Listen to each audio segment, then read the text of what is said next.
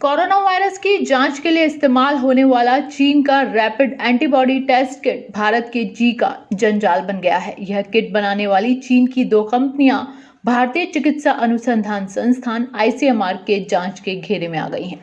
ICMR को इन दोनों की कुछ टेस्ट किट में गड़बड़ी मिली है।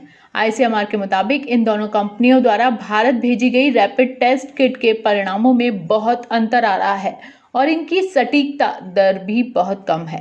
चीन की ये दो कंपनियां गुआंगझोंग वोडफो बायोटेक कॉरपोरेशन लिमिटेड और जुहाई लिवजोन डायग्नोस्टिक्स इंक हैं। आईसीएमआर के मुताबिक इन दोनों कंपनियों ने भारत में करीब 7 lakh rapid antibody test kit भेजी है। आईसीएमआर ने घोषणा की है कि राज्यों को तत्काल रूप से टेस्ट किट का इस्तेमाल रोकने के लिए कहा गया है। राजस्थान ने सबसे पहले इस किट के जरिए कोरोना टेस्ट के रिजल्ट सही न आने की शिकायत की थी।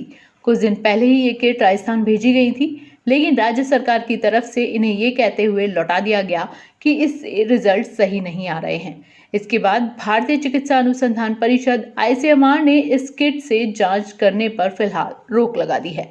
अब आईसीएमआर के वैज्ञानिक 2 दिन फील्ड में जाकर किट का परीक्षण करेंगे।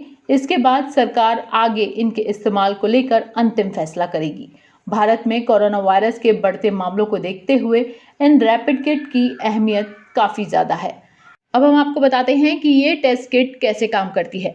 दरअसल जब आप किसी वायरस या किसी पैथोजन से संक्रमित होते हैं तो शरीर उससे लड़ने के लिए एंटीबॉडीज बनाता है। रैपिड टेस्ट से इन्हीं एंटीबॉडीज का पता लगता है। शरीर में मौजूद एंटीबॉडी से ये पता चलता है कि कोरोना या किसी अन्य वायरस का संक्रमण है या नहीं। जब भी कोई व्यक्ति किसी वायरस का शिकार होता है तो उसके शरीर में उस वायरस से लड़ने के लिए एंटीबॉडी बनती है।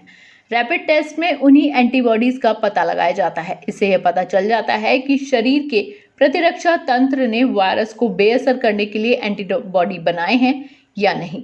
ऐसे में जिन लोगों में कोरोना के संक्रमण के लक्षण नहीं दिखते हैं, उनमें भी आसानी से समझा जा सकता है कि वे संक्रमित हैं या नहीं, या पहले संक्रमित थे या नहीं।